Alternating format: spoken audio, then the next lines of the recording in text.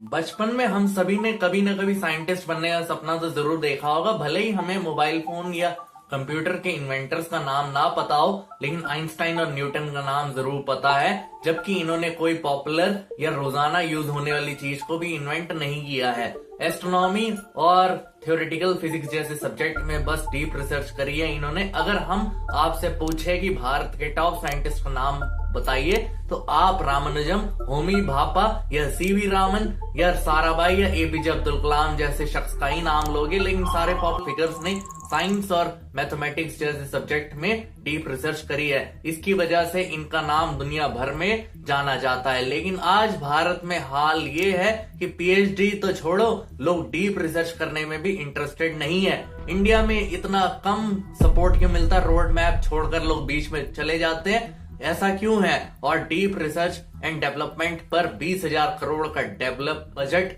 किया गया था, एलोकेट किया गया था। नॉर्मली साइंस मिनिस्ट्री को 7 से 8,000 करोड़ एलोकेट किए जाते हैं, लेकिन ये बात देखो क्या लिखा है, रिसर्च एंड डेवलपमेंट पर 10,000 करोड़ तक एलोकेट हुए हैं। 1% भी हम अपनी जीडीपी का रिसर्च एंड डेवलपमेंट पर खर्च नहीं करते हैं। और रिसर्च करने वालों को जरूरी इक्विपमेंट नहीं मिल पाते।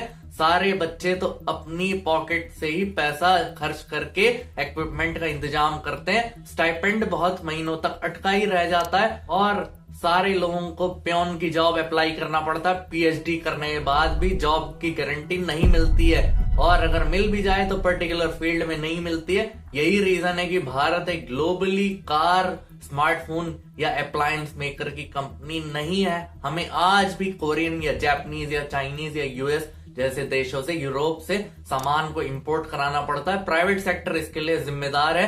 बड़ी सी बड़ी कंपनीज प्रॉफिट कमाने में लगी हुई हैं, बस 35% भी हम कंट्रीब्यूट नहीं कर पा रहे रिसर्च एंड डेवलपमेंट पर। और चाइना, जापान, कोरिया, अमेरिका ने 70% तक कंट्रीब्यूट किया रिसर्च एंड डेवलपमेंट पर। सपोज 100 रुपए ले लो तो 70 रुपए रिसर्च एंड डेवलपमेंट पर खर्चा होता है। भारत का प्राइवेट सेक्टर कंपनी सिर्फ 35 रुपए ही कंट्रीब्यूट करती है। इस हिसाब से देखिए, पर पूरी दुनिया में हमारी पहचान एक टेक सपोर्ट की तरह रह गई है बस। और भारत में सिर्फ एक पीएचडी करना कितना मुश्किल है, और क्यों हमारे यहाँ क्वालिटी रिसर्च नहीं होती, आइए देखते हैं। भारत में पीएचडी करने जाओ तो सबसे पहली दिक्कत है कॉलेजेस में। यहाँ पर लैब नहीं होती, इंफ्रास्ट्रक्चर नहीं होता, बहुत बड़ी प्रॉब्लम है। क्लासरूम है लेकिन प्रोफेसर नहीं है। प्रोफेसर मिल भी गया तो अपनी थीसिस साइन करवाने के चक्कर में वो आपसे घर के काम से लेकर ऑफिस के काम सब करा देगा। और पीएचडी कराने के टॉपिक्स बड़े लिमिटेड हैं और इमर्जिंग फील्ड्स में भी नहीं है ज्यादातर, और कोई ऑप्शन ही नहीं है भाई साहब, क्या ही करें। और कंसल्टेंट पैसा लेकर बड़ी बड़ी यूनिवर्सिटीज में एडमिशन करा देते हैं, लेकिन क्या गारंटी है जॉब मिलने के बाद? टीयर 2 और टीयर 3 टाउन से लोग आते हैं और डिग्री खरीदी जा रही है, बेची जा रही है। पूरा फ्रॉड का रैकेट ये पकड़ा गया है कुछ समय पहले। और ये देखिए, बैंक्स में काम नहीं करता कोई तो प्राइवेट बैंक्स खुल गए, और ऑफलाइन दुकानों से अब सामान कोई नहीं खरीदता, अब लोग ऑनलाइन पे भरोसा करने लगे हैं। वैसे ही रिसर्च एंड डेवलपमेंट की मैक्रो रियलिटी के बारे में समझते हैं। भारत अपनी जीडीपी का सिर्फ आधा % रिसर्च एंड डेवलपमेंट पर एलोकेट करता है। अमेरिका 3.5%, चाइना 2.5% और जर्मनी 3%, साउथ कोरिया 5% अपनी जीडीपी में से रिसर्च एंड डेवलपमेंट के लिए स्पेंड करते हैं। भारत का ग्रॉस एक्सपेंडिचर और आरएडी आपको दिख रहा होगा, बाकी कंट्रीज से काफी कम है। भारत में हर साल लगभग 30 से 40 हजार लोग पीएचडी ग्रेजुएट बनते हैं। 2021 में 40,000 और पीएचडी कंप्लीट करी। यूएसए में 69,000, चाइना में 53,000, और पीएचडी होल्डर प्रोड्यूस करने में हम 3rd नंबर पर आते हैं। और पर मिलियन देखो ये नंबर, तो हम सिर्फ 262 है। बाकी कंट्रीज में काफी डिफरेंस है, हजारों की तादाद में मिल जाएंगे। पेटेंट ग्रांट होने पर नंबर देखो, चाइना में 2022 में ऑलमोस्ट 8 लाख पेटेंट ग्रांट हुए, और चाइना में 3 लाख यूएस में, और भारत में सिर्फ 30,000। और पॉपुलेशन देखिए, सबसे बड़ी दिक्कत है यहाँ पर। और जॉब नहीं मिल पाती है यहाँ पर क्योंकि पॉपुलेशन ज्यादा है और रिसर्च एंड डेवलपमेंट पर खर्चा होता है। पैसा आता कहां से? यूएस में 10% गवर्नमेंट से लिया जाता है, और इंडिया में प्राइवेट सेक्टर 37% कंट्रीब्यूट करते हैं, और मोस्टली कंट्री ज्यादातर कंट्रीब्यूट प्राइवेट बिजनेसेस से ही आता है।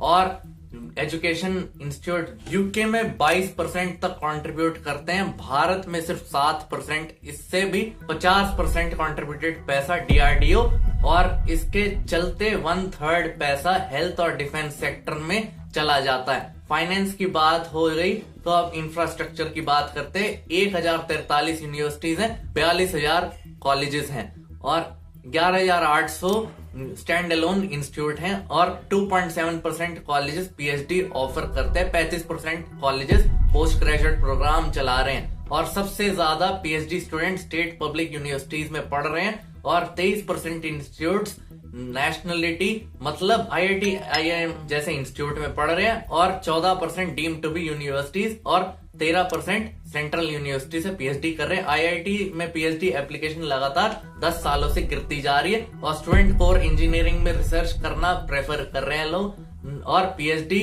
2009 में आईआईटी बॉम्बे में इलेक्ट्रॉनिक इंजीनियरिंग में 800 एप्लीकेशन आए थे, 2014 में 2150 और 2022 में 900 पर आ गए। मैकेनिकल इंजीनियरिंग के लिए इस साल 300 स्टूडेंट्स ने अप्लाई किया है, 2016 में 1450 तक पहुंच गया था और 2022 में 950 पर आ गया फिर से। और प्रोफेसर मंजुनाथ के हिसाब से इस एप्लीकेशन में कम नहीं हुए, लेकिन क्वालिटी ऑफ एप्लीकेशन में भी काफी बड़ी गिरावट दिखाई दी है। 3 मेन फैक्टर है स्टूडेंट इंटरेस्टेड नहीं है पीएचडी करने में, क्योंकि डिक्लाइन दिखाई दे रहा मास्टर प्रोग्राम में और जुलाई में जितने स्टूडेंट एडमिशन लेते हैं सब पहला सेमेस्टर खत्म होने से पहले ही चले जाते हैं और प्रोग्राम की क्वालिटी काफी खराब होती है मास्टर की, इसलिए कोई भरोसा नहीं करता पीएचडी पर। और दूसरा कारण है, उन्होंने बताया कि 2010 में कई सारे पीएसयू ने गेट के एग्जाम के बेसिस पर रिक्रूट करना शुरू कर दिया था। स्टूडेंट अब गवर्नमेंट जॉब लेने में इंटरेस्ट दिखा रहे हैं पीएचडी के बजाय। तीसरा रीजन है स्टेम फील्ड में brain training, science, technology, engineering and mathematics. 2010 में अमेरिका में इंजीनियरिंग करने वाले 40,000 स्टूडेंट्स थे और 2016 में ये नंबर 1 लाख तक चला गया था। 2023 में 2.5 लाख, सारे रिकॉर्ड टूट चुके थे। मतलब स्टूडेंट अब भारत में पीएचडी करना प्रेफर नहीं कर रहे, दूसरे देशों में प्रेफर कर रहे हैं पीएचडी करना। और इंफ्रास्ट्रक्चर ही नहीं है कोई अच्छा, और एक्सपेरिमेंट और रिसर्च करने के लिए स्टूडेंट को महीनों तक वेट करना पड़ता है। कॉस्टली इक्विपमेंट की जरूरत पड़ती है, जैसे हाई एंड माइक्रोस्कोप एक्सेट्रा। बहुत सारे बड़े से बड़े कॉलेजेस हैं, अवेलेबल नहीं है, लेकिन गलती से अवेलेबल हो जाए अगर तो भाई साहब बस पूछो मत, और आपको अपनी जेब से पैसा खर्च करना पड़ता है ये इक्विपमेंट मंगाने के लिए, क्योंकि कॉलेज के भरोसे बैठे रहो तो आपको तो पता ही है कितना लंबा प्रोसेस है, ये महीनों लग जाते हैं इसमें। और कॉलेज में प्रॉपर लैब तक नहीं होती है, ज्यादा से ज्यादा फ्रस्ट्रेटिंग हो जाता है फिर स्टूडेंट ना। और इंटरेस्ट के बेसिस पर रिसर्च की फील्ड चूज करिए। मेजर प्रॉब्लम है एडवाइजर की, अच्छी किस्मत से अगर आपको गाइड मिल जाए तो ठीक है, वरना आपको तो पता ही है। और पीएचडी स्टूडेंट की लाइफ और भी ज्यादा डिफिकल्ट बना देती है। कई बार हम सबने सुना है कि स्टूडेंट को खराब सुपरवाइजर मिलने की वजह से अपनी पीएचडी बीच में ही छोड़नी पड़ी थी, और सुपरवाइजर स्टूडेंट को अपने घर का नौकरी बना देता है। मोस्टली पीएचडी प्रोग्राम में इंडस्ट्री कोलैबोरेशन बहुत कम है, और पीएचडी को पास करने के लिए एक थीसिस पर प्रोफेसर के साइन चाहिए होते हैं, लेकिन वो अपने घर तक के काम करा लेता है इस थीसिस पे साइन करने के लिए। और इंडस्ट्री कोलैबोरेशन बिल्कुल नहीं है यहाँ पर, और प्रोफेसर की तरफ से कोई हेल्प नहीं मिलती, और लोग एडवाइस करते हैं कि जूनियर रिसर्च फेलोशिप पीएचडी करना बेकार है। सिलेक्ट होने के बाद भी